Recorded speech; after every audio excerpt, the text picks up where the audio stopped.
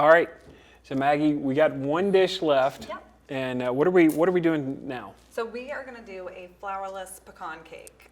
This speaks volumes at the bakery. People come in all the time and ask for flourless dishes, whether it be celiacs or just a gluten sensitivity. It's very important right now. So we have done it at the bakery a couple times. We've also are trying to work it into the dessert menu at Gianna, our Italian restaurant. It's based on an Italian recipe from Calabria, which they use walnuts, but I switched it up to use pecans because I thought it would be more interesting. Well, pecans are native to this area. No, and it's delicious. And the south, if you're going to get the nut from the south, you got to get the pecan. That is correct. All right, so You've got 4 egg whites in there. I've got 4 egg yolks in here. We're gonna have a little race. All right, so I'm whisking. You are whisking. You want to see some real nice white on there.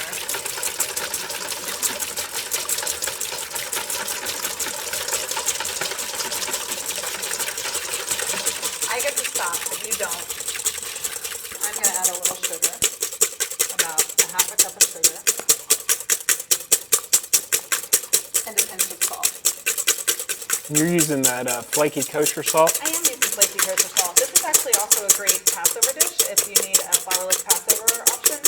This is a great one. It's only got these 4 ingredients, and you know it's baked easy, and it's a real people pleaser. It's a showstopper. People will, think you spent all this time and all this energy making this beautiful flourless pecan cake, but really it's 4 ingredients and it takes about 20 minutes to make. All right. Oh yeah. Look at that. You got some nice peaks? You got some peaks. All right, awesome. So what we're going to do is we are going to fold it into our egg yolks, sugar, and salt. I mean, and truly, that's it. We're going to add, you can add some pecan meal to this. I like to add the pecan pieces because I think it just adds, I just love the crunch. I love like the idea of a soft sponge cake with a little surprise crunch in there. So I think that the pieces actually just work out much better. And you're just going to kind of fold it gently. You don't want to deflate any of that air that you just spent so long getting up in there. Oh yeah. But you can take, some of these bigger pieces and put them in the RoboCoupe and just, you don't want to grind it till it's a butter, but you want to make sure that it's, nice and sandy. But again, I just like to use these little pieces. I think they're just so handy in a pinch. They just come in just so useful. And so, Maggie, you're making a cake. Mm-hmm. It's got 0 gluten, 0 flour. That's correct. Does that mean this is like keto friendly? It is, in fact, keto friendly. It's great if you're, trying to watch those carbs. It doesn't have a ton of sugar. It's really, truly just eggs. But the egg yolks and the egg whites together are truly going to form, a really soft, spongy, moist cake. And the pecan pieces just make it all the better. So how high will this raise up? So this will about double. So we'll want to give a little bit of room.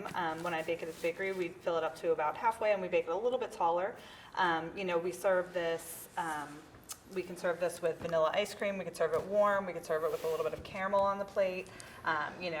Really anything. Again, I like to add the spices in the aftermath. So, if we did like a spiced pumpkin ice cream with this right now, that would be just delicious, or, anything along those lines.